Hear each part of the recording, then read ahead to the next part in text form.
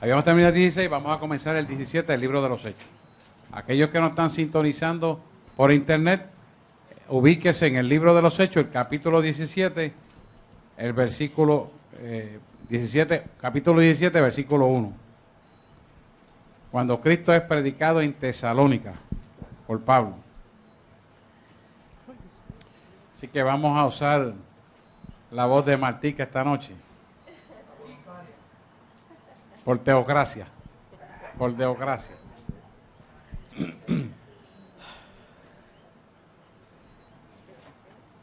Adelante, por favor. Hechos 17, 1. El alboroto en Tesalónica. Pasando por Anfípolis y Apolonia, llegaron a Tesalónica, donde había una sinagoga de los judíos. Y Pablo, como acostumbraba, fue a ellos y por 3 días de reposo discutió con ellos, declarando y exponiendo por medio de las Escrituras que era necesario que el Cristo padeciese y resucitase de los muertos, y que Jesús, a quien yo os anuncio, decía él, es el Cristo. Y algunos de ellos creyeron y se juntaron con Pablo y con Silas, y de los griegos piadosos gran número, y mujeres nobles no pocas. Entonces los judíos que no creían, teniendo celos, tomaron consigo a algunos ociosos, hombres malos, y juntando una turba, alborotaron la ciudad. Y asaltando la casa de Jasón, procuraban sacarlos al pueblo. Pero no hallándolos, trajeron a Jasón y algunos hermanos ante las autoridades de la ciudad, gritando, estos que trastornan el mundo entero también han venido acá, a los cuales Jasón ha recibido, y todos estos contravienen los decretos de César, diciendo que hay otro rey, Jesús. Y alborotaron al pueblo y a las autoridades de la ciudad, oyendo estas cosas. Pero obtenida fianza de Jasón y de los demás, los soltaron. Párate ahí. Esto es exactamente lo que está haciendo el pueblo con el gobierno contra la iglesia. Hay una agenda dentro de la gente del gobierno y dentro del pueblo que habita, donde ha provocado que el gobierno se dedique a perseguir la iglesia. Ha creado dentro de la gente del gobierno una mala fama de la iglesia para que el mismo gobierno actúe contra la iglesia. O sea, no todas las ideas que vienen contra la iglesia surgen de los mismos gobernantes, sino de la gente que los sube allí y que les da dinero y los cabildea. Eso es exactamente lo que está relatando. El libro de los Hechos tiene la vigencia actual de que los hechos constitutivos de vida en la época que nos toca vivir están volviendo a ocurrir para que nosotros nos demos cuenta de cómo es que el enemigo trama las cosas contra la iglesia. Fíjense que eso hicieron una turba, un grupo de hombres. Fueron al gobierno y le dijeron, mira, te están nombrando otro rey que no eres tú, un rey que se llama Jesús. ¿Qué va a decir el gobernante? Pues espérate, yo tengo que destruir a Jesús. Y levanta esa turba de hombres contra la gente que está llevando el evangelio bajo una falsa mentira. ¿Qué es lo que está diciendo la gente del gobierno ahora y la turba de gente que se levanta dentro del gobierno contra la iglesia? Que nosotros somos homofóbicos.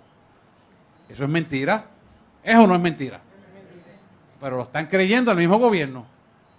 Y es una turba de gente, porque es un grupito de gente, para que actúen contra la iglesia, porque los tiempos se repiten. ¿Te acuerdas cuando empezamos el libro de los Hechos que le decía, lo mismo que estamos viviendo en los Hechos es lo que estamos viviendo actualmente? Lo que vivieron los Hechos, pues ahí está. Cuando usted escudriña esto, usted se da cuenta que es un grupito de gente que se ha levantado contra la iglesia y ha conseguido que el gobierno legisle contra la iglesia. Pero es un grupito de gente. Seguimos. Inmediatamente los hermanos enviaron de noche a Pablo y a Silas hasta Berea, y ellos, habiendo llegado, entraron en la sinagoga de los judíos. Y estos eran más nobles que los que estaban en Tesalónica, pues recibieron la palabra con toda solicitud, escudriñando cada día las Escrituras para ver si estas cosas eran así. Así que creyeron muchos de ellos y mujeres griegas de distinción, y no pocos hombres. Cuando los judíos de Tesalónica supieron que también en Berea era anunciada la palabra de Dios por Pablo, fueron allá y también alborotaron a las multitudes. Pero inmediatamente los hermanos enviaron a Pablo que fuese hacia el mar, y Silas y Timoteo se quedaron allí. Y los que se habían encargado de conducir a Pablo le llevaron a Atenas, y habiendo recibido orden para Silas y Timoteo de que viniesen a él, lo más pronto que pudiesen, salieron. Mientras Pablo los esperaba en Atenas, su espíritu se enardecía, viendo la ciudad entregada a la idolatría.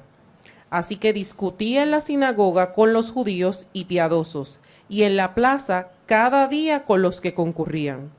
Y algunos filósofos de los epicúreos. Los epicúreos eran los que buscaban la tranquilidad por encima de todas las cosas. O sea, yo no quiero controversia, deja eso quieto, a mí no me importa, tú sabes. No vamos a discutir eso. Era una secta. Y el estoico era el que quería liberarse de todas las pasiones y aceptar a todo en la vida, toda la idolatría como si no fuera nada. O sea, tenía dos vertientes contrarias. Ahora tenemos como 10 o más. Es lo mismo. Se repite lo mismo en diferentes versiones. Seguimos.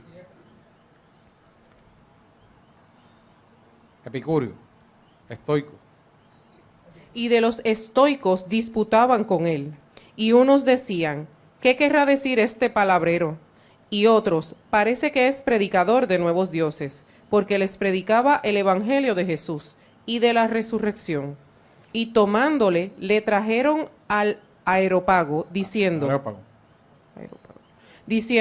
¿podremos saber qué es esta nueva enseñanza de que hablas? Pues traes a nuestros oídos cosas extrañas. Queremos pues saber qué quiere decir esto. Déjame explicarle. El Areópago es una plaza abierta que está al suroeste del Panteón de la Acrópolis, donde es una plazoleta abierta y tú tienes ahí la potestad de ponerte a hablar y todo el mundo escuchar. Y a distancia, como el viento sopla, te lleva el mensaje a una distancia hasta de 10.000 pies. Tú oyes lo que está hablando porque es una plazoleta donde no necesitas micrófono. Y tú hablas y hasta 10.000 pies se oye clarito como si estuviera hablando aquí. Sí, es un diseño romano donde tiene esa posición. Yo estuve allí y es una plazoleta plain. No tiene paredes ni nada, una escalera para subir. Es como un templete. Y tú te trepas ahí y las personas que están allá y al otro lado escuchan perfectamente, sin micrófono. No, es perfecto. Lo que pasa es lo siguiente. Esa colina, ese sitio donde está, sopla el viento de los 4 lados y lleva el mensaje por todos lados. Una cosa espectacular. Y se oye perfectamente. No tiene cúpula ni nada. Tú sencillamente te paras a hablar allí y aquel que está en otra esquina te está oyendo clarito. Y entonces tiene otra ventaja, que el que está allá hablando para acá no se oye. O sea, que no interrumpe. No, el viento no deja llegar. Orlando. En el llano de casa pasa eso. Las casas que están 2 o 3 casas más allá arriba. Se oye clarito. Sí, esas son las corrientes de viento. Eso se llama el Areópago. Yo estuve allí. Se llama, también le llaman colinas de Ares. Es colina de Ares. Colina de viento. Ares es viento. Sigue.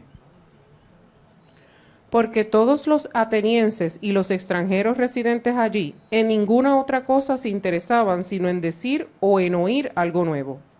Entonces Pablo, puesto en pie en medio del Areópago, dijo, varones atenienses, en todo observo que sois muy religiosos, porque pasando y mirando vuestros santuarios, hallé también un altar en el cual estaba esta inscripción, al Dios no conocido, al que vosotros adoráis, pues sin conocerle, es a quien yo os anuncio. Qué sabiduría, ¿verdad? Para poder entrar a esos tipos.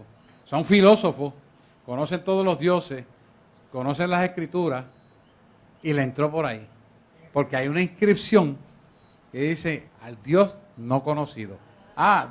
Pues de ese que te voy a hablar, del que tú no conoces. Aprovechó la oportunidad. De hecho, está inscrito ahí todavía, el Dios que uno conoce. Sigue. El Dios que hizo el mundo y todas las cosas que en él hay, siendo Señor del cielo y de la tierra, no habita en templos hechos por manos humanas, ni es honrado por manos de hombres, como si necesitase de algo, pues Él es quien da a todos vida y aliento y todas las cosas. Y de una sangre ha hecho todo el linaje de los hombres, para que habiten sobre toda la faz de la tierra, y les ha prefijado el orden de los tiempos y los límites de su habitación, para que busquen a Dios si en alguna manera, palpando, pueden hallarle, aunque ciertamente no está lejos de cada uno de nosotros. Porque en Él vivimos y nos movemos y somos, como algunos de vuestros propios poetas también han dicho, porque linaje suyo somos. Siendo pues linaje de Dios, no debemos pensar que la divinidad sea semejante a oro o plata o piedra, escultura de arte y de imaginación de hombres. Pero Dios, habiendo pasado por alto los tiempos de esta ignorancia, ahora manda a todos los hombres en todo lugar que se arrepientan, por cuanto ha establecido un día en el cual juzgará al mundo con justicia por aquel varón a quien designó, dando fe a todos, con haberle levantado de los muertos. Todavía no ha dicho Jesús. Todavía no ha dicho Jesús, pero se lo está diciendo. Pero cuando oyeron lo de la resurrección de los muertos, unos se burlaban y otros decían, ya te oiremos acerca de esto otra vez. Y así Pablo salió de en medio de ellos, mas algunos creyeron, juntándose con él, entre los cuales estaba Dionisio, el Areopagita, una mujer llamada Damaris y otros con ellos. Oye, Pablo.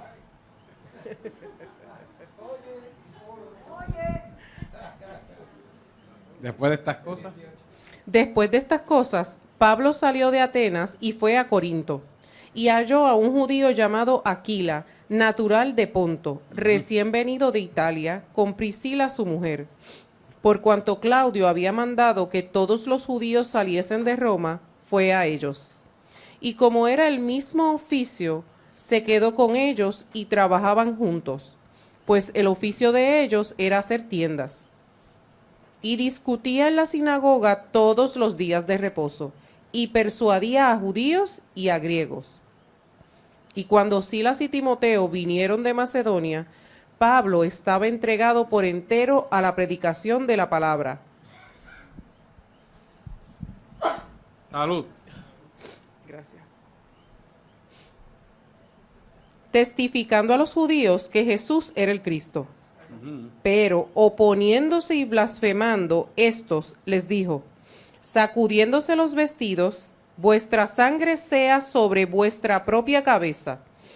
Yo limpio, desde ahora me iré a los gentiles. Y saliendo de allí, se fue a la casa de uno llamado Justo, temeroso de Dios, la cual estaba junto a la sinagoga. Párate ahí. Esto es importante que lo entendamos. Fíjate que él dijo, salgo de ahí, me sacudo los pies y la sangre me exonera. O sea, ya no soy culpable de esa vida. Lo mismo contrario también es cierto si Él nos manda a predicar la palabra y no se la llevamos. Pero Él se la llevó y la rechazaron. Entonces, el peso de la culpabilidad del pecado por no atender la palabra cae sobre la persona que no la quiso recibir. Eso nos enseña dos cosas. Que nosotros no podemos llevar la carga de la preocupación porque le diste la palabra y no la recibió.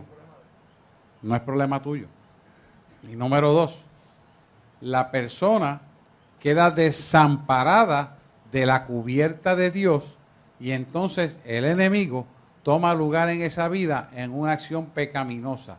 Lo que pudiera ser dos cosas, que vuelva al camino o que se pierda eternamente. Pero no está bajo la responsabilidad suya. O sea que hay tres cosas que tú tienes que observar. La primera es, diste la palabra, no la recibió, no te preocupes, tranquilo. Dios hará algo con eso. Y va a hacer dos cosas. Va a permitir que el verdugo de Satanás le dé hasta dentro del pelo o va a permitir que se pierda. Eso lo juzga Dios, no es ninguno de nosotros. Por lo tanto, cuando usted dé la palabra, no siga preocupado encima de la persona. Suéltala.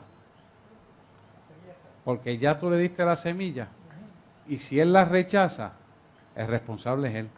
Si él la agarra, el beneficiado es él. Pero no nos podemos echar encima la preocupación del ay bendito, es que me da pena, ¿qué va a pasar? Pobrecito. No coja la carga. No coja la carga. ¿Ok? Tiene que haber aprendizaje en esto. No coja la carga. Esto es importante. ¿Y por qué es importante? Primero, para su salud emocional. Y segundo, es importante para el mover de Dios con esa persona. Porque Dios tiene propósito con esa persona. Y a veces nosotros con la insistencia en la oración y con estar detrás de la persona y dimes y diretes, somos piedra de tropiezo para lo que Dios quiere hacer. Entonces, resulta que nuestra insistencia puede ser causa de perdición, porque entonces la persona dice, ¿sabes qué? No quiero que me hable más de Dios. Ahí entonces se acaba de perder. La única oportunidad que había, ¡fua!, se fue por la borda y se va al infierno. Tenemos que aprender esto, ¿eh? Seguimos. No hostigarlo. Ni tampoco llevarse la carga emocional. ¿Qué más? ¿Para dónde nos íbamos? El 8. Vamos allá, el 8. Y Crispo, el principal de la sinagoga, creyó en el Señor con toda su casa, y muchos de los corintios, oyendo, creían y eran bautizados. Ahí está. Entonces el Señor dijo a Pablo en visión de noche, no temas, sino habla y no calles, porque yo estoy contigo, y ninguno pondrá sobre ti la mano para hacerte mal, porque yo tengo mucho pueblo en esta ciudad. Y se detuvo allí 1 año y 6 meses, enseñándoles la palabra de Dios. Pero siendo Galión procónsul de Acaya, los judíos se levantaron de común acuerdo contra Pablo y le llevaron al tribunal, diciendo, este persuade a los hombres a honrar a Dios contra la ley. Y al comenzar Pablo a hablar, Galión dijo a los judíos, si fuera algún agravio o algún crimen enorme, oh judíos, conforme a derecho, yo os toleraría. Pero si son cuestiones de palabras y de nombres y de vuestra ley, vedlo vosotros, porque yo no quiero ser juez de estas cosas. Y los echó del tribunal. Entonces todos los griegos, apoderándose de Sóstenes, principal de la sinagoga, le golpeaban delante del tribunal. Pero a Galión nada se le daba de ello. Mas Pablo, habiéndose detenido aún muchos días allí, después se despidió de los hermanos y navegó a Siria. Y con él Priscila y Aquila, habiéndose rapado la cabeza en Cencrea, porque tenían hecho voto. Y llegó a Éfeso y los dejó allí, y entrando en la sinagoga discutía con los judíos, los cuales le rogaban que se quedasen con ellos por más tiempo, mas no accedió, sino que se despidió de ellos diciendo, es necesario que en todo caso yo guarde en Jerusalén la fiesta que viene, pero otra vez volveré a vosotros, si Dios quiere, y zarpó de Éfeso. Habiendo arribado a Cesarea, subió para saludar a la iglesia, y luego descendió a Antioquía. Y después de estar allí algún tiempo salió, recorriendo por orden la región de Galacia y de Frigia, confirmando a todos los discípulos. Muy bien. Importante destacar y reconocer esto. El raparse la cabeza era un voto que se hacía en virtud de la promesa de compromiso del discípulo con Dios. Ese compromiso, raparse la cabeza, era un compromiso entre dos personas que se hacía íntimamente, pero se veía externamente. Usualmente en esta época el hombre tenía el pelo largo. Entonces raparse la cabeza era algo que se salía de lo común y corriente. O sea que no le importaba el agravio de verse externamente feo con tal de agradarle a Dios. Y les digo esto porque hoy en día quien está usando el raparse la cabeza son las sectas satánicas.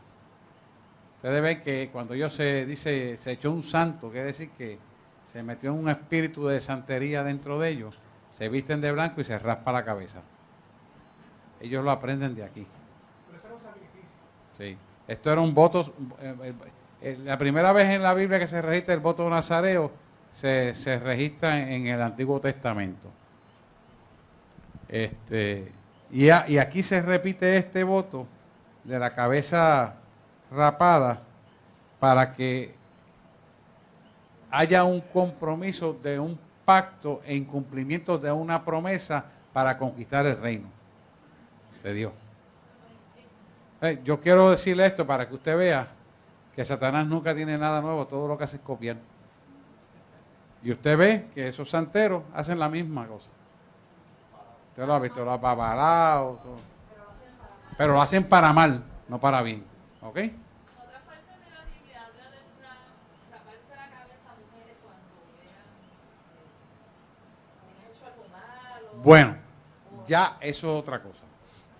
En este caso, el voto nazareo es un voto de raparse la cabeza. Pero cuando las mujeres estaban entonces en una disciplina, por adulterio, por ejemplo, les rapaban la cabeza para que la vergüenza de la intimidad se supiera públicamente. Eso es otra cosa. Eso es un acto disciplinario judaico para dar a conocer, y esa mujer no la puede tocar nadie, para saber que era impura e inmunda. Pero eso es otra cosa, eso no tiene que ver con esto. ¿Estamos claros? Seguimos. Llegó entonces a Éfeso un judío llamado Apolos, natural de Alejandría, varón elocuente, poderoso en las Escrituras. Este había sido instruido en el camino del Señor, y siendo de espíritu fervoroso, hablaba y enseñaba diligentemente lo concerniente al Señor, aunque solamente conocía el bautismo de Juan. Y comenzó a hablar con denuedo en la sinagoga. Pero cuando le oyeron, Priscila y Aquila le tomaron aparte y le expusieron más exactamente el camino de Dios. Y queriendo él pasar a Acaya, los hermanos le animaron y escribieron a los discípulos que les recibiesen, y llegado él allá, fue de gran provecho a los que por la gracia habían creído.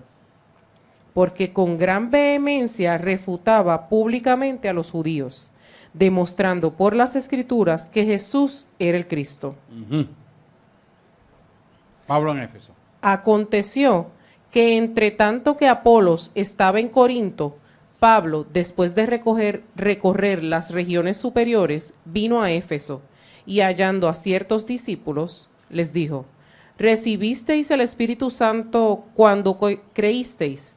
Y ellos le dijeron: ni siquiera hemos oído si hay Espíritu Santo. Entonces dijo: ¿en qué pues fuisteis bautizados? Ellos dijeron: en el bautismo de Juan. Dijo Pablo: Juan bautizó con bautismo de arrepentimiento, diciendo al pueblo que creyese en aquel que vendría después de él, esto es, en Jesús el Cristo. Cuando oyeron esto, fueron bautizados en el nombre del Señor Jesús. Y habiéndoles impuesto Pablo las manos, vino sobre ellos el Espíritu Santo, y hablaban en lenguas y profetizaban. Eran por todos unos 12 hombres. Y entrando Pablo en la sinagoga, habló con denuedo por espacio de 3 meses, discutiendo y persuadiendo acerca del reino de Dios. Pero endureciéndose algunos y no creyendo, maldiciendo el camino delante de la multitud, se apartó Pablo de ellos y separó a los discípulos, discutiendo cada día en la escuela de uno llamado Tiranno. Así continuó por espacio de 2 años, de manera que todos los que habitaban en Asia, judíos y griegos, oyeron la palabra del Señor Jesús. Y hacía Dios milagros extraordinarios por mano de Pablo, de tal manera que aún se llevaban a los enfermos los paños o delantales de su cuerpo, y las enfermedades se iban de ellos, y los espíritus malos salían. Pero algunos de los judíos, exorcistas ambulantes, intentaron invocar el nombre del Señor Jesús sobre los que tenían espíritus malos, diciendo, os conjuro por Jesús, el que predica Pablo. Había 7 hijos de un tal Esceva, judío, jefe de los sacerdotes, que hacían esto. Pero respondiendo el espíritu malo dijo, a Jesús conozco y sé quién es Pablo, pero vosotros, ¿quién sois? Y el hombre en quien estaba el espíritu malo, saltando sobre ellos y dominándolos, pudo más que ellos, de tal manera que huyeron de aquella casa desnudos y heridos. ¿Qué pasó ahí? No tenían autoridad. No tenían ninguna autoridad y el espíritu inmundo se rebeló. Pero fíjense lo que quiero decirle aquí. Para este espíritu inmundo dominar esas personas que eran los hijos de Seba, no es un solo espíritu, son muchos espíritus. Porque uno solo no puede darle una pela. Y son muchos. Son legiones. Son legiones. ¿Por qué? Porque son muchas fuerzas antagónicas para poder lograr hacer el daño. Entonces, ¿qué nos enseña esto? Que los espíritus inmundos se ponen de acuerdo para hacer el daño. Y hay que aprender eso, porque sepa usted, cuando va a orar, que tiene que tener la revelación del Espíritu Santo, qué es lo que está revelando y quiénes están con él. Cuando usted viene a orar aquí, pues el Espíritu Santo le dice, es tal cosa, usted ve, vamos a hacerlo más práctico, usted ve que yo le pregunto, ¿por qué usted quiere que yo ore? No es porque yo no sepa, yo lo sé, porque el Espíritu me lo dice, pero necesito que usted lo diga para que lo que está dentro sepa que usted quiere que él se vaya. ¿Te das cuenta? Entonces hay gente que por orgullo dice, Dios sabe. Tan tonto, ¿verdad? Claro que Dios lo sabe, que tiene que saber lo que está allá adentro. Yo sé que lo hacen por ignorancia, ¿verdad? Gracias a Dios esto no pasa aquí. Pero hay gente nueva que pasa así. Yo le digo, ¿sabes qué? Lo que está allá adentro necesita que tú se lo digas. No, él lo sabe. Y ahí no voy a discutir más nada. Pues se ve igual. Esto es conocimiento. Por eso es importante que usted entienda que las cosas hay que divulgarlas. Usted no tiene que gritarlas ni por el micrófono. En ese momento que estamos orando, o que uno de los hermanos esté orando, usted lo dice, lo reprende, y tú y todos tus secuaces se van ahora.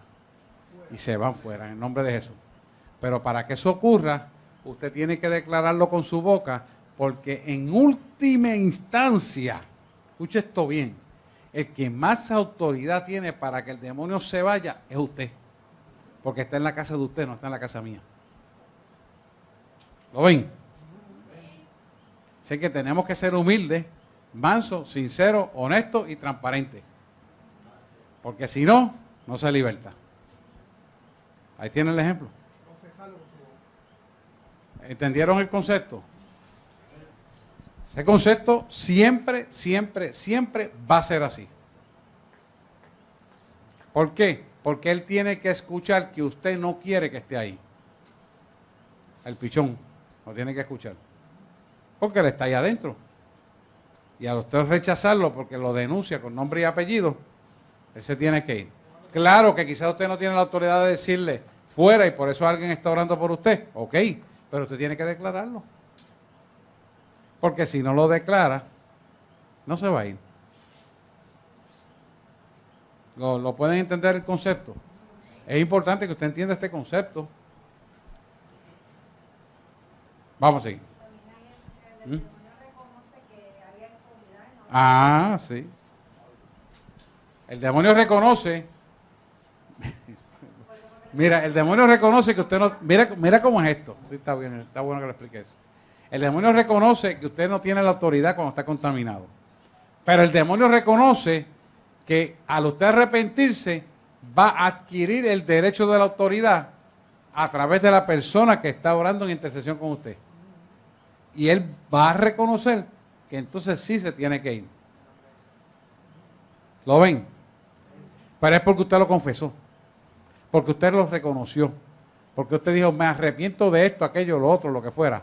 Entonces, únicamente entonces, la potestad legal que tenía de quedarse en ese cuerpo se pierde.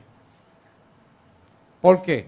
Porque usted no le reconoce el derecho de potestad de estar en ese cuerpo. Al usted no reconocer el derecho de potestad de estar en esa propiedad que se llama cuerpo, él se tiene que ir. ¿Lo ven? Pero la persona tiene que anhelarlo. Tiene que anhelarlo y tiene que decirlo. Que lo diga y no lo anhela, no lo va a hacer. Y esto es otra cosa. Si usted lo dice hipócritamente, el enemigo lo sabe. No se va a ir. Si usted lo dice, por ejemplo, yo quiero salir del alcoholismo. Pues, pero yo quiero salir del alcoholismo, yo no voy a beber cerveza, pero voy a beber whisky. Dice, no, pues yo renuncio a la cerveza, pero me quedo con el whisky. ¿Usted cree que el pichón se va a ir? Es lo mismo toma cerveza que whisky, porque a él no le sabe nada. Él es incorpóreo. ¿Me entiende? No quiero nada de bebida, nada de bebida. Ah, no, pues yo quiero dejar la heroína, pero me quedo con la marihuana. Pero no ha hecho nada. Le queda igual. Ah, pues yo me quedo con la droga medicada del médico y no quiero saber de la heroína y la marihuana. No ha hecho nada tampoco. Porque la marihuana sintética la medica uno con la receta médica. Pero es igual. ¿Usted ve porque se les puse a los médicos como los que vieron la conferencia se los dije? Dice, mira, nadie me pudo contestar. Yo, mira, porque es verdad. Pero como están vendidos con el gobernador, pues allá ellos. Nadie pudo decir que no era verdad. Porque es cierto. El médico droga a los pacientes. ¿Y cómo yo me voy a prestar a darle marihuana, a darle cannabis, para quitarle un dolor y supuestamente curar un cáncer que no se va a curar? Pues yo le estoy haciendo igualmente el daño. No estoy haciendo nada con ese paciente. Nadie pudo contestarlo. Lo mismo pasa con esto. ¿Lo ven claro? ¿Están viéndolo claro? Se ha vuelto un negocio el vender cannabis. Un negocio millonario.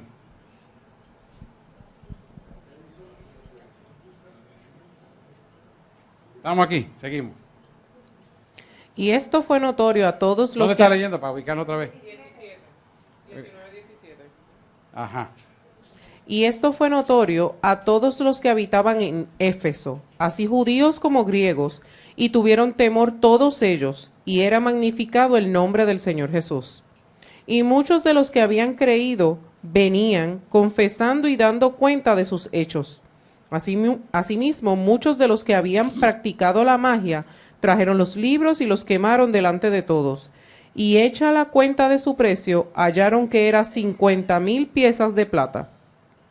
Así crecía y prevalecía poderosamente la palabra del Señor. Párate ahí. ¿Por qué esto es importante? La gente tiene los anatemas en la casa. Por ejemplo, yo quiero, vamos a decir un ejemplo, yo quiero salir de la adicción de juegos de internet. Y digo, ok, yo no quiero más juegos de internet, pero dejas el juego de internet ahí. Entonces, yo quiero que usted piense esto bien. ¿Dónde está el pichón que salió de su cuerpo alojado que usted resbale para tomar lugar en su cuerpo otra vez? En la casa, en el juego de internet. Ah, pero sí. ¿Y sabe dónde está anclado? En los símbolos del juego del internet. Y cuando usted dice, ay, hace días que no juego esto, déjame aprenderlo, ¡plan! Se contamina. Así de sencillo es esto. ¿Me está entendiendo usted lo que estoy hablando? Ah, yo dejé el alcoholismo, pero tengo yo una botella de Blue Label, 25 años viejo y hace un año que no la abro. Yo tengo que celebrar con mi esposa el aniversario de 30 años. Voy a descorchar esa botella. Magnífico, usted lo hizo. Y de ahí para adelante, siguió en la borrachera de ahí para adelante. ¿Por qué? Porque él estaba esperando que usted resbalara y usted resbaló y cayó en la misma basura de donde salió. ¿Se da cuenta?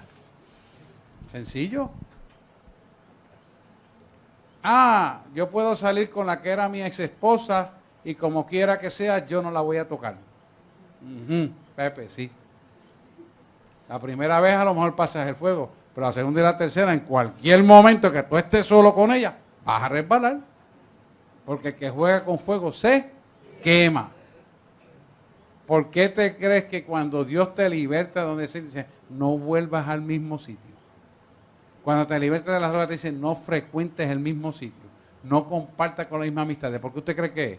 Porque vas a caer en la debilidad que te arrastró toda tu vida. Nadie en su intelecto y en su carne puede ser más fuerte que el Espíritu. Solamente el Espíritu de Dios es más fuerte que los espíritus inmundos. Solamente. Lo demás lo vence Satanás. Por eso usted ve que hay gente que llevan 20 años en el Evangelio y no pueden salir de los vicios. No pueden salir de la adicción a los juegos, no pueden salir de la adicción a las cosas de internet, a las novelas. Es por eso, no es por otra cosa, porque se contaminan. Oye, y esto es para todo el mundo igual y eso me incluye a mí. Eso me incluye a mí. Porque todos tenemos debilidades. Somos seres humanos y militamos en estos cuerpos y corre sangre y emociones, ideas, pasado, historial, cosas que nos gustaban. A todos nos pasa, pero la inteligencia está. Quédate allá, que yo no voy a bregar con eso. Si no lo hacemos así, caemos. Por eso el Señor dice en su palabra, en tu debilidad se perfecciona mi poder. ¿Qué quiere decir? Entrégame tu debilidad, que yo voy a perfeccionarme en mi poder en ti. Pero no es que decir, pues entonces yo soy alcohólico, me puedo sentar con el alcohólico para predicarle al alcohólico. No, tiene que salirte de ahí. Tú le vas a predicar a los deportistas quizás, o le vas a predicar a otra gente, pero no vas a volver a la misma basura. ¿Te das cuenta? Y mire, usted va a decir, ¿y cómo es posible que en esos simbolitos, esos espíritus inmundos estén ahí marcados esperando que yo llegue para tocarlo y entrar a mí? Sí, porque esos simbolitos es el albergue de ellos, es el diseño por lo cual Dios los puso para contaminar el mundo. Y cuando usted vuelve a tocar lo que había dejado, se vuelve a contaminar. Sí. ¿Sabe dónde más se ve eso? En los juegos de internet. No hay ninguno que no esté contaminado. ¿Sabe lo que es eso? Ningún juego hay que no esté contaminado. Ningún juego hay que no esté diseñado para dañar su vida. Ninguno. No hay uno bueno. Te va a decir, ¿y el Scrabble? Ninguno. ¿Quiere que le diga por qué? Porque te esclaviza en el juego. Y el juego es esclavizante. Y lo que te esclaviza a ti, eres dueño de él.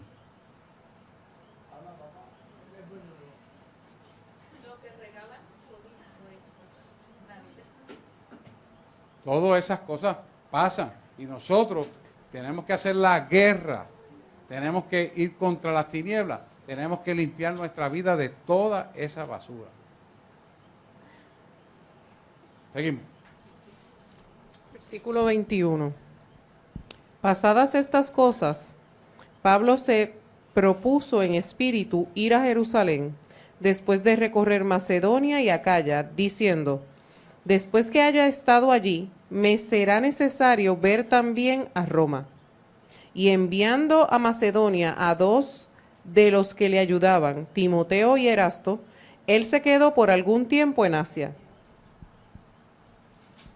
Hubo por aquel tiempo un disturbio no pequeño acerca del camino, porque un platero llamado Demetrio, que hacía de plata templecillos de Diana, daba no poca ganancia a los artífices,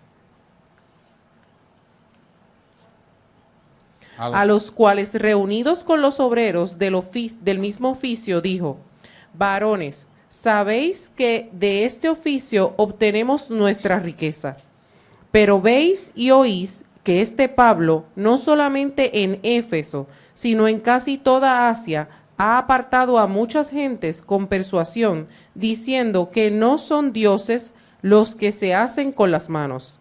Y no solamente hay peligro de que nuestro negocio venga a desacreditarse, sino también que el templo de la gran diosa Diana sea estimado en nada y comience a ser destruida la majestad de aquella a quien venera toda Asia y el mundo entero.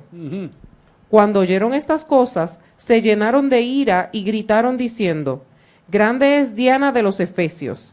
Y la ciudad se llenó de confusión, y a una se lanzaron al teatro, arrebatando a Gayo y a Aristarco, macedonios, compañeros de Pablo. Y queriendo Pablo salir al pueblo, los discípulos no le dejaron. También algunas de las autoridades de Asia, que eran sus amigos, le enviaron recado, rogándole que no se presentara en el teatro. Unos, pues, gritaban una cosa y otros otra, porque la concurrencia estaba confusa y los más no sabían por qué se habían reunido. Y sacaron de entre la multitud a Alejandro, empujándole los judíos. Entonces Alejandro, pedido silencio con la mano, quería hablar en su defensa ante el pueblo. Pero cuando le conocieron que era judío, todos a una voz gritaron casi por 2 horas: Grande es Diana de los Efesios. Entonces el escribano, cuando había apaciguado a la multitud, dijo: Varones efesios, ¿y quién es el hombre que no sabe que la ciudad de los Efesios es guardiana del templo de la gran diosa Diana y de la imagen venida de Júpiter? Puesto que esto no puede contradecirse, es necesario que os apacigüéis y que nada hagáis precipitadamente. Porque habéis traído a estos hombres sin ser sacrílegos ni blasfemadores de vuestra diosa, que si Demetrio y los artífices que están con él tienen pleito contra alguno, audiencias se conceden y procónsules hay, acúsense los unos a los otros. Y si demandáis alguna otra cosa, en legítima asamblea se puede decidir. Porque peligro hay de que seamos acusados de sedición por esto de hoy, no habiendo ninguna causa por la cual podamos dar razón de este concurso. Y habiendo dicho esto, despidió la asamblea. Ok, que es importante ver aquí. La diosa Diana, en el pueblo de los Efesios, era la que tenía el dominio completo, porque era la potestad regional que comandaba todos los demás espíritus inmundos que operan ahí. Entonces, las personas que fueron movidas por miedo a que las sacara para recibir el evangelio y sacar a la diosa Diana, pusieron al frente la piedra de tropiezo de Diana para perseverar en que Diana era la diosa de los Efesios. ¿Qué es exactamente lo que está pasando hoy en día en Puerto Rico y en el mundo entero? No es la diosa Diana, son diferentes entidades espirituales que tienen cantitos regionales donde se han puesto contrario al evangelio para ellos quedarse con las regiones que dominan espiritualmente para impedir que penetre el evangelio. Unos son agnósticos, otros adoran a Satanás, otros no creen en nada. Al fin y al cabo son reparticiones regionales de entidades espirituales en diferentes sitios. Aquí en Puerto Rico está dividido, por ejemplo, la patrona de tal sitio en tal pueblo, la patrona del Carmen allá en Salinas, la patrona de diferentes pueblos. Tienen ellos entidades espirituales con nombres que celebran el patrono de la fiesta patronal que lleva el nombre del pichón, avalado por la Iglesia Católica. ¿Te das cuenta? Aquí en Guaynabo es Raymond.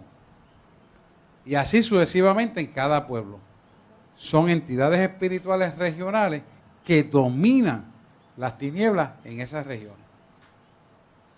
¿Lo pueden ver? Lo mismo se está repitiendo que se repitió en el libro de los Hechos. ¿Lo habían visto? Eso quiere decir que en la actualidad estamos pasando por los mismos sucesos que la iglesia de los Hechos pasó. Y lo mismo pasaremos nosotros. Pero nosotros tenemos que estar pendientes de que estas cosas van a ocurrir y llevarlas con plena mansedumbre de sabiduría y de paz para que la gente pueda entender. Por eso, nosotros no tenemos que ir a criticar, sino llevar la verdad y la verdad lo va a convencer. Porque usted tiene una verdad que es irrefutable. Usted tiene una verdad que tiene poder. Usted tiene una verdad que unifica. Por lo tanto, si usted tiene una verdad que unifica, que tiene poder y que está respaldada por Dios, usted no tiene que pelear contra nadie. Sencillamente deja la verdad puesta ahí y tranquilo. Que Dios se encargará de hacer lo que tiene que hacer. ¿Se da cuenta? ¿Lo ven? Eso que está pasando en Éfeso es exactamente lo que está pasando en Puerto Rico y en diferentes regiones. Allá en la Florida, en el pueblo de Barceloneta, son los vejigantes. Y la gente cree que los vejigantes son demonios. ¿Usted sabe cómo son las fiestas de los vejigantes? ¿Usted sabe cuál es el relajo de esa fiesta? Yo estaba allí viendo eso. Vamos para casa de fulano de tal. Vamos a secuestrarlo y dejarlo amarrado. Todos enmascarados y le dan pela a la gente. Y lo dejan amarrado ahí hasta el otro día. Algunos han hasta matado a la gente. Algunos han violado a las mujeres. Vamos a pasarle por encima a la guagua de fulano de tal. Y le pasan por encima al carro y con la guagua y rompen las cosas. Vamos a quemarle la casa. Oye, esto que estoy diciendo lo he visto. No es que me contaron, no es que leí en el periódico, porque muchas de estas cosas no salen. Y son los jefes de los gigantes. En Estados Unidos, el Ku Klux Klan. Y así sucesivamente. Los huesos. Huesos, una entidad, también tiene unas celebraciones satánicas. ¿Por qué hacen eso? Porque cada vez que ellos destruyen propiedad, cada vez que matan gente, cada vez que hacen daño, tienen adeptos demoníacos que se introducen dentro de ellos para tener más autoridad satánica para destruir. ¿Me entienden? Entonces, cada vez que hacen eso, extienden su territorio para hacer más obra de maldad. Ese es el mundo de las tinieblas. ¿Lo pueden ver? Bueno, son las 9. Pregunta. Tengo dos. Bien. Me chispito más atrás. Márcalo, perdóname. Ahora mismo, mira, antes que para acabar con esto del cannabis. ¿Quién usted cree que está empujando el cannabis? Tiene nombre y apellido de gente, pero detrás de esto es una agenda satánica para destruir las naciones. ¿Por qué?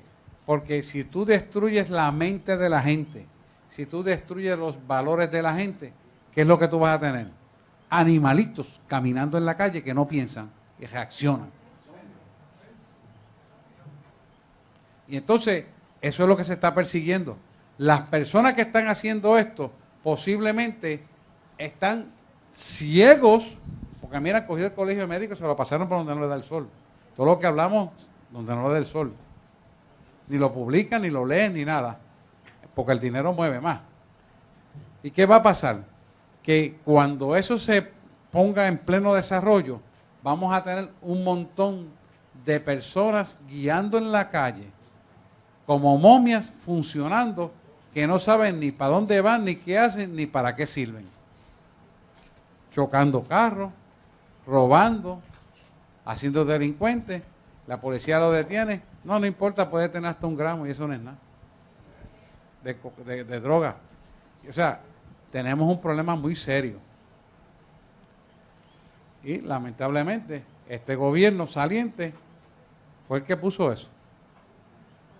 ¿Cuál es la idea? Es una agenda oculta de Satanás que los va a premiar a ellos con dinero, pero les va a cobrar con la destrucción del pueblo. Y eso es lo que estamos viviendo. Por eso el pueblo que no tiene valores no va para ningún sitio. Es serio el problema, muy serio. Pregunta, hablando. Sí, Dios bendiga. La palabra nazareo, y en el caso de Sansón, era un apartado para Dios. Sí, Y tenía unos requisitos, el ser apartado para Dios, el ser nazareo. En el caso de Sansón era que no se podía cortar el pelo, no podía beber vino y algunos alimentos que no podía ingerir. ni sidra siquiera. Exacto. Y hay otros que fueron apartados para Dios como nazareos. Entonces, en el caso de estas personas que se raparon, que se estaba leyendo ahorita, es un voto. O sea, es algo, aunque son personas, siervos de Dios, es completamente diferente. Yo entiendo, y es lo que he entendido siempre, porque el nazareo básicamente se escoge desde niño. En la inmensa mayoría de las lecturas, ¿verdad?, que han habido aquí de nazareo, se escogen desde niños. Y el rapar de estas personas era un voto, vamos a decir, como, no exactamente, si es un sacrificio, como un ayuno, ¿verdad? En este caso, pues se rapaban, y aunque se veía externamente, lo que era más importante era lo interno. Esa es la primera, esa es la, ¿verdad? Cuando usted lleva a Nazareo porque sale de Jesús de Nazaret. El nombre y el propósito, escucha esto bien, está delineado en su propio nombre. Y significa exactamente, cuando usted hace un voto nazareo, significa cumplir el propósito de Jesús. Un voto nazareo siempre implica cumplir el propósito de Jesús. ¿Por qué? Porque el diseño para la guianza del cumplimiento del voto nazareo la da Dios. Pero se la da a través de Jesús, que adquirió un nombre que es sobre todo nombre. Nombre en el cual toda rodilla se doblará y declarará que Jesucristo es el Señor. Por eso es que se llama nazareo. O sea, es un propósito no personal, sino un propósito de Dios con la vida de esa persona. Por ejemplo, yo quiero hacer un voto nazareo para que Dios, vamos a decir que yo no puedo tener hijos. Un ejemplo, Ana. Y Ana hizo un voto nazareo para obtener un hijo que se lo va a dedicar a Dios en el templo, Samuel. Un voto nazareo. ¿Qué pasó?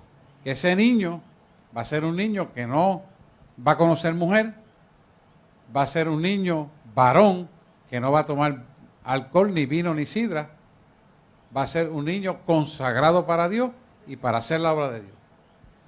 Eso es un propósito de Dios. Voto de nazareo. No es hacer un voto de nazareo para que Dios me regale un carro. Sí, porque... O porque vaya a predicar el evangelio a otro sitio, lo que sea, pero es para propósito de Dios, no propósito de hombre. ¿Por qué? Porque el nombre denota, en los judíos todos los nombres denotan un propósito y un destino profético. Y el destino profético va con el nombre y el nombre va con el destino profético. Eso camina en común acuerdo.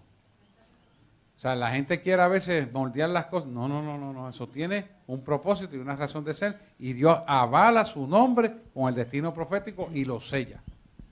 Y otra cosa que le voy a decir. Y si no lo cumple, escuche esto bien. Si no lo cumple, se muere. Esto no es juego. En este caso sí. Voto nazareo. No. Ahora te voy a explicar por qué. Porque se impone el criterio de que soy menospreciado y no importándome lo propio, hago lo que Dios me dijo que tenía que hacer. Porque se impone el criterio de nazareo, que es Jesús. Jesús se quitó la túnica de rey y no importándole lo propio, se sometió como hombre a muerte y muerte de cruz. El voto de nazareo lleva el mismo principio. Por eso tiene que raparse la cabeza, no importándole quien le guste o no le guste o le deje de gustar. Porque no es externo, sino interno. Ajá, Estrella. Pero eso quién lo escoge. Tenía- La persona. La persona. La persona y Dios. Yo quiero hacer el voto nazareo. Tú lo hablas con Dios y tú decides hacerlo con Dios. Es un pacto con Dios, entre Dios y tú.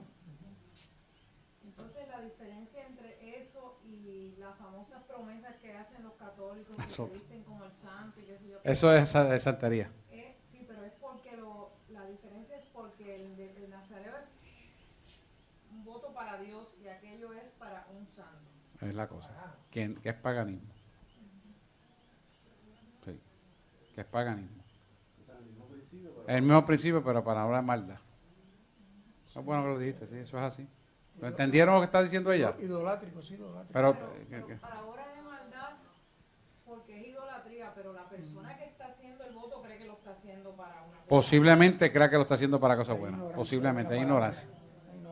Sí, casi siempre se hacen esos votos esperando algo a cambio. Claro, claro. Por eso, ese voto de Lo que pasa es que los católicos lo hacen con un sacrificio.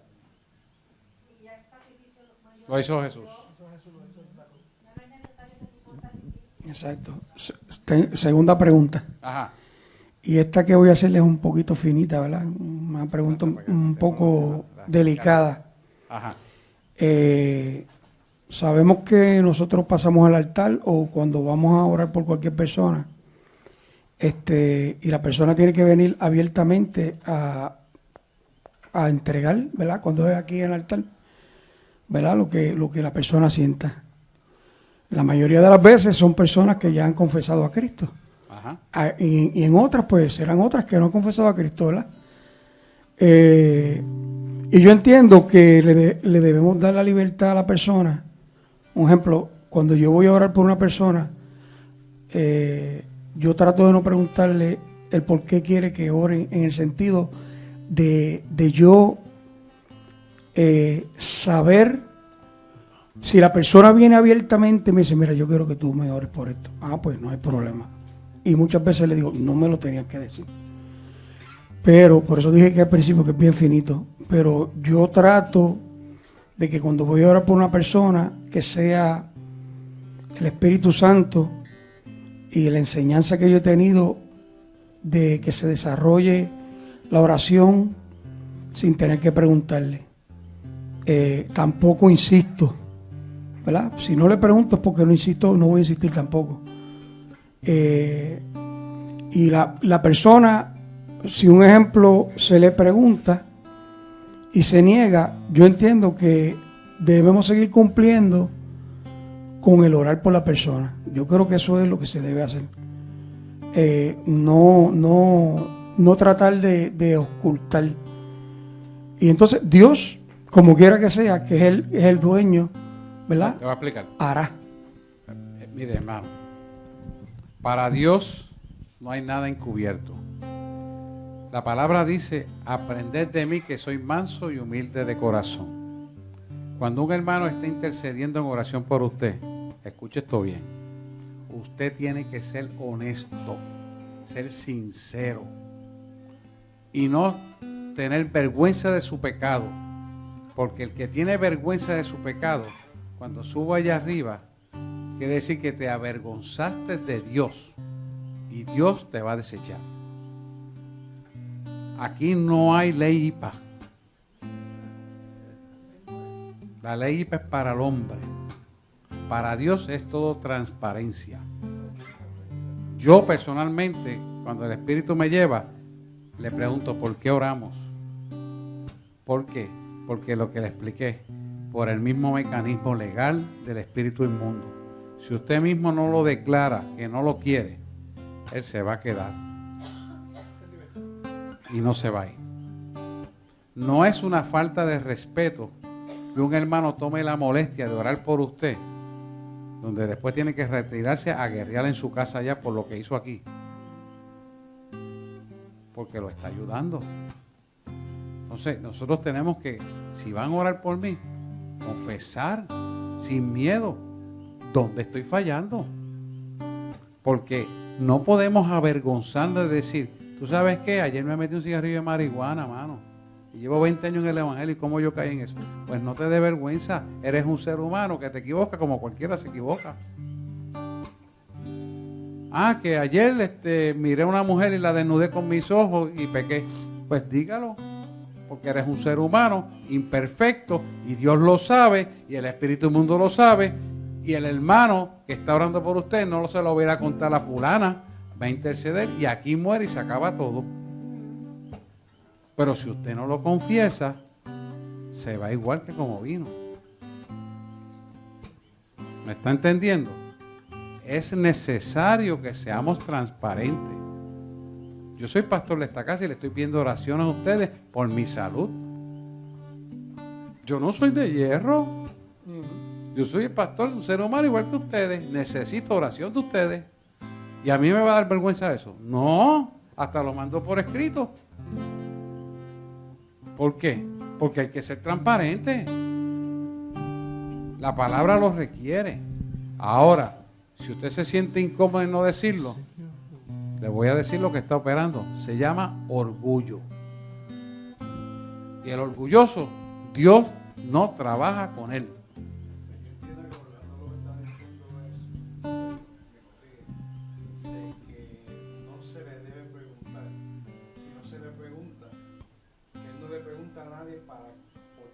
La persona lo debe decir.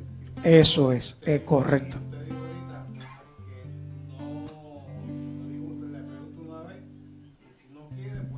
Lo suelta. Digo, Señor, revélale tu verdad y ya está. Amén. Sí, le puede orar. Sí. Pero no se va a ir el pichón. No es libertado. Mira, cuando él me dice eso, yo le digo, Señor, pues revélale tu verdad, guárdala. Y más nada, guárdalo. Amén. Pero no voy a estar ahí para Exacto, aunque, escúcheme, aunque Dios me revele. Porque si la persona no me lo quiere decir, quiere decir que el orgullo es tan grande y tan grande y tan grande que no va a ser libre. Pues entonces no hago más nada. Y hasta peor. Sí, por eso es que tú no le insistas, no le caigas arriba, dímelo, no, tú le dices en amor, ¿tú quieres confesar tu pecado? Mire como yo Nada les digo, más, ustedes nada me han más. escuchado. No obligarlo. Mire, bien sencillo, yo la cojo así. ¿Por qué oramos? Esto, ok. Entonces cuando me dice, el Espíritu Santo me dice el nombre del pichón, se va afuera. ¿Cuenta? Pero, De lo que te refieres que tú estás hablando de gente en la calle, el que encuentra el primer intento. Bueno, mira, Pero no tiene como, puede ser una la gente en la calle es diferente. Estoy hablando aquí. por eso la palabra nos dice No, que no aplica en la calle. en la intimidad, nosotros declaremos, ¿verdad? Nuestras ofensas, nuestros pecados, lo que sea, en la intimidad. Porque la palabra nos dice que maldito el hombre que confía en el otro hombre. Y no me quiero ir muy lejos porque yo dije ahorita que esto era finito. Acuérdense de eso. Y que no es de nosotros de que una persona venga a confesarnos los pecados a nosotros. Es que no te lo está confesando a ti. Por eso los pecados se conocen, que se confiesan Otro error. al Ese Padre. es otro error. Ese error es católico. Cuando usted le pregunta por qué oramos, usted no tiene derecho a perdonar nada. Usted va a interceder para la liberación. O sea, él no le está contando una historia a usted. Él está diciendo la necesidad. Por lo tanto, usted va a interceder por eso. Usted no tiene capacidad de perdonar a nadie. Usted no tiene capacidad de libertar a nadie. Usted no tiene capacidad de sanar a nadie. Usted es nadie. Amén. Usted sencillamente es un intercesor que Dios lo usa para la libertad. Pero ¿qué pasa? Necesita el nombre y el apellido para ser libre. Escúcheme bien, tiene que tener meridianamente este concepto claro, porque la autoridad se sella por el conocimiento de la palabra. Y en ese momento usted le pregunta en plena certidumbre, ¿por qué oramos, hermano? ¿Por qué oramos? Ya, por esto, ok, ya. Que si lo hizo con fulano, sultano, mengano, perencejo, o fue en Jayuya, en Ponce, en Lares, eso no importa. El hecho ya está. Si usted intercede, el Espíritu Santo trabaja. ¿Lo ven? Hay alguien que tenga duda. Esto no es violación de integridad ni falta de respeto. Ahora en la calle es otra cosa. Orar por una persona. Ok, eso es otra cosa. En la calle, por ejemplo, porque estás confundiendo una cosa con otra. Estamos hablando aquí que todos conocemos la verdad. Todos tenemos el Espíritu Santo. Todos estamos sellándonos de autoridad para romper contra la obra de maldad. Es diferente. En la calle usted va, pues es confesión de arrepentimiento de toda la vida. Ahí se liberta todo. Pero eso es otra cosa. Y la persona pues dice, mira, pero es que yo no he podido dejar los juegos. Pues entonces ahí usted trabaja con eso. Pero ya la persona se lo va a decir. O si el Espíritu Santo lo lleva a que se lo diga, por la ignorancia la persona no lo dice, pues lo confiesa. Lo que yo quiero establecer es que si la persona tiene la arrogancia y el orgullo de no quererlo decir, pues usted no va a insistir, porque la persona se va a poner peor y lo que va a pasar es que se va a ir en peor condición de la que llegó. Ya está, eso es. Y que cuando Dios lo liberte, usted tiene la responsabilidad de callar por lo que Dios libertó a esa persona.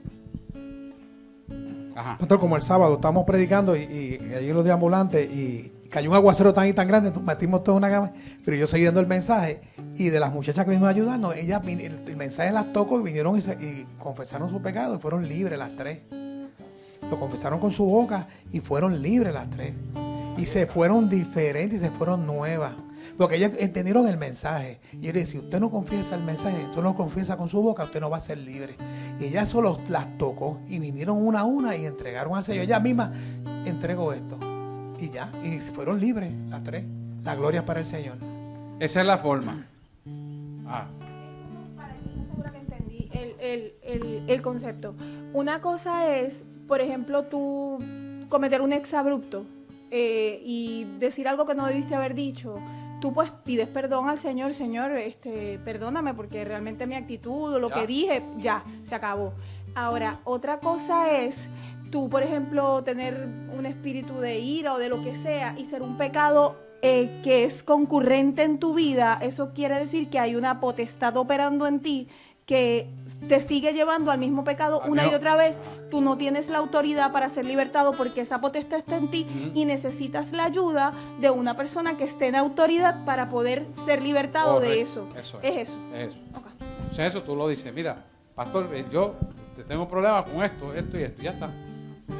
Y ahí el Espíritu dice, pero lo que tienes que hacer es esto, vamos a orar y se acabó. Ya está. Pero no lo puedes seguir cometiendo porque pues, va a volver tres para atrás. Le da la receta para que no Sí. Pásala ahí. ¿Qué quiso decir cuando dijo que la persona que ora por alguien tiene que seguir guerreando en la casa? ¿Eso no se acabó ahí ya? No. Cuando se dijo, No, cuando eso se va y que se voy a hablar de mí. Cuando yo me voy de aquí, yo me voy a mi casa a orar continuamente por cada uno de los que oré. Y que Dios me muestre qué más hay que hacer y reprenderlos y quedar remachados ahí de que no tienen parte ni suerte. ¿Ves? Porque cada uno de los que oramos por los otros tenemos que tener un taller de oración en nuestra casa. Y ese taller de oración nos presentamos las vidas continuamente. ¿Ves? ¿Por qué? Porque esa guerra espiritual la puedes manejar desde tu casa en oración. Sencillo. Y ahí tú abonas más a la causa. Y si hay que decir una palabra de ciencia, Dios te dice, mira, llama y dile tal cosa. Y haces una intercesión completa. Y eso es importante porque eso lo que hace es que unifica el cuerpo de Cristo y nos mantiene más unidos. No es que vas a estar horas por cada persona, un ratito, un minuto y ya, y sigues para la otra y así. Y Dios te va mostrando la necesidad de cada uno. ¿Por qué? Porque todos y cada uno de nosotros somos intercesores. Aquí todos somos intercesores. Todos sin excepción somos intercesores. Lo importante es que lo practiquemos. Y a medida que oramos los unos por los otros, va creciendo la autoridad. Entonces empiezas a recibir más información de Dios, más conocimiento de Dios y mayor unción. Por eso cuando yo voy ahora en este nuevo año a seleccionar un grupo de personas que ore por la gente aquí. para que cada uno se vaya desarrollando y cada uno pueda ir mejorando en la relación con Dios. Porque si yo no los pongo a ustedes a crecer y me mantengo yo haciéndolo, pues ustedes no van a crecer. Entonces, la idea de ponerlo de 3 en 3 y para que vayan aprendiendo es que usted aprenda a escuchar la voz, usted aprenda a tener comunión los unos con los otros y la iglesia se unifique. Amén. Y claro, yo voy a estar detrás intercediendo mientras ora, porque no es que me voy a poner, voy a estar intercediendo. Y si hay algo que se va a salir fuera de orden, el Señor me lo va a decir. Porque así que crecemos.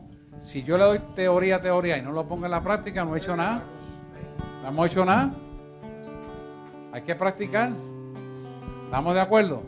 Amén.